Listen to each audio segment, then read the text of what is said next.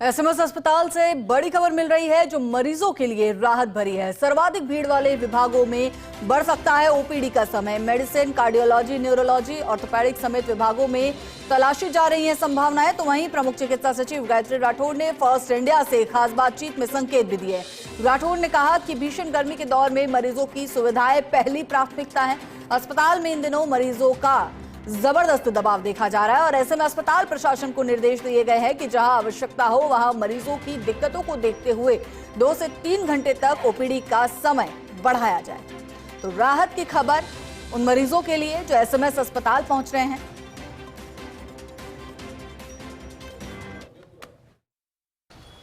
भीषण गर्मी का दौर है। इस दौर में चिकित्सा विभाग व्यवस्थाएं दुरुस्त करने में लगा हुआ है। आज प्रमुख चिकित्सा सचिव जो हैं गायत्री राठौड़, उन्होंने एसएमएस अस्पताल का दौरा किया। उनसे बात करते हैं। मैडम, आज बड़ा दौरा किया आपने और काफ़ी कह सकते हैं ग्रास रूट पर जाकर के आपने मरीजों की दिक्कतों को जाना है। क्या मानते हैं कि सेवाएं जो है, सुविधाएं हैं, उनसे संतुष्ट हैं आप, और संतुष्ट नहीं है तो क्या क्या और बदलाव करने जा रहे हैं? देखिए, जैसा आप भी देख रहे हैं कि एसएमएस अस्पताल में जिस तरह से पेशेंट्स का लोड है, सब जगह आपने देखा है कि काफ़ी संख्या में लोग या तो अपना दवाई लेने के लिए या डॉक्टर्स को दिखाने के लिए लाइन में है। लेकिन ये भी अच्छी बात है, जैसे आपने भी देखा है कि समय पर कहीं पे 10 मिनट रुकना पड़ रहा है, कहीं पे 15 मिनट रुकना पड़ रहा है, लेकिन डॉक्टर्स भी देख रहे हैं। उनके जो ब्लड सैंपल वाला भी अभी देखा है वो भी एक टाइम पे हो रहा है। बट स्टिल, क्योंकि गर्मी का समय है, इतनी भीड़ हो रही है, तो पेशेंट्स को कम से कम असुविधा हो, इसके लिए प्रिंसिपल साहब से बात करी है। तो उसमें कोशिश कर रहे हैं कि जैसे सबसे पहले तो जहाँ पे दवाई लेने वाले जो हमारे डीडीसी काउंटर्स हैं, जैसा कि भी कहा भी गया है, निर्देश भी दिए गए हैं, और उन्होंने कहा है कि कल से वो कम से कम 4 काउंटर्स और बढ़ा देंगे। तो जो दवाई लेने के लिए लंबी लाइन लग रही है उसमें थोड़ी सी हेल्प मिलेगी।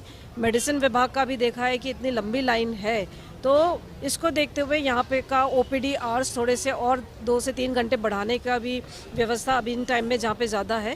प्लस ये भी थोड़ा सा प्रचार प्रसार करके कि इतने सारे हमारे जैसे दूसरे गणगौरी हॉस्पिटल है, हमारा किशनपोल हॉस्पिटल है, इन सब में अगर जो बेसिक जैसे केवल मेडिसिन के लिए लोग आते हैं और जो अंदर के एरिया से ही आते हैं, तो उनको भी थोड़ा सा मोटिवेट करेंगे कि वहाँ पे भी उतनी ही सर्विसेज हैं, सो दैट यहाँ पे डॉक्टर्स क्वालिटी टाइम भी दें, और जो सीरियस तरह के पेशेंट्स हैं जिनको एचओडी को देखने की ज़रूरत है या सीनियर डॉक्टर्स को देखने की ज़रूरत है, वो यहाँ पर आए।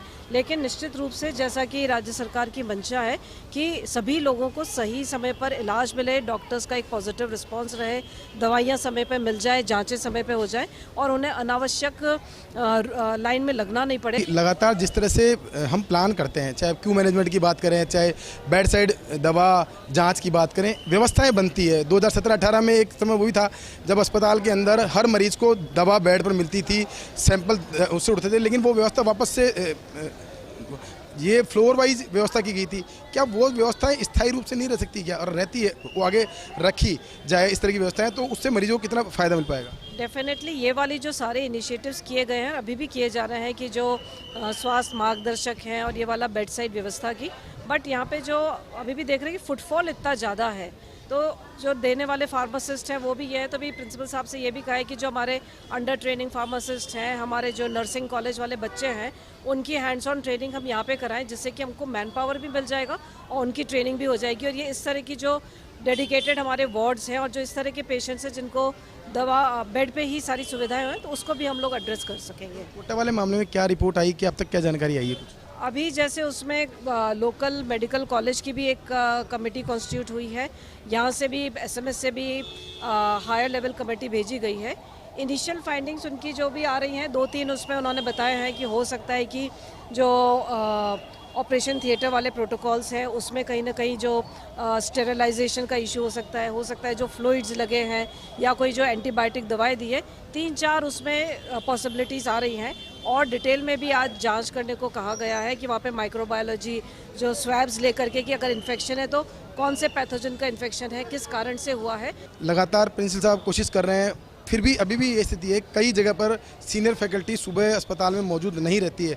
क्या उनके खिलाफ कोई सख्ती से कोई कदम, क्योंकि बायोमेट्रिक हाजिरी आपने मैंडेटरी की थी कि हाजिरी से ही बायोमेट्रिक हाजिरी से तनख्वाह मिलेगी। देखा होगा प्रिंसिपल साहब ने दौरा करके और काफ़ी एक्शन भी लिया है, जो टाइम पे अवेलेबल नहीं थे अपने डिपार्टमेंट्स में, तो उनको पहले एक बार तो अभी नोटिस दिए जा रहे हैं, ज़्यादा होगा तो then will take strong action. Biometric हाजिरी से तनख्वाह बनाने की बात का ऑर्डर निकले हुए हैं, क्या उसको लागू करेंगे नहीं करेंगे? क्या जो एक एक करके जो भी सारी जो स्टेप्स हैं जिससे कि मरीजों की फैसिलिटी बढ़ सके, उन पे हम लोग प्रयास करेंगे काम करने का। गायत्री राठौर मैडम जिन्होंने बताया किस तरह से व्यवस्थाएं दुरुस्त करने का काम किया जा रहा है। साथ में उन्होंने ये भी दावा किया है कि प्रयास करेंगे हम कि जहां पर मरीजों का दबाव ज़्यादा है उन जगहों पर ओपीडी आवर्स बढ़ाए जाएं। अगर ऐसा होता है तो निश्चित तौर पर मरीजों को इस भीषण गर्मी में काफ़ी राहत मिल पाएगी। कैमरा पर्सन जितेश के साथ विकास शर्मा, फर्स्ट न्यूज़ जयपुर।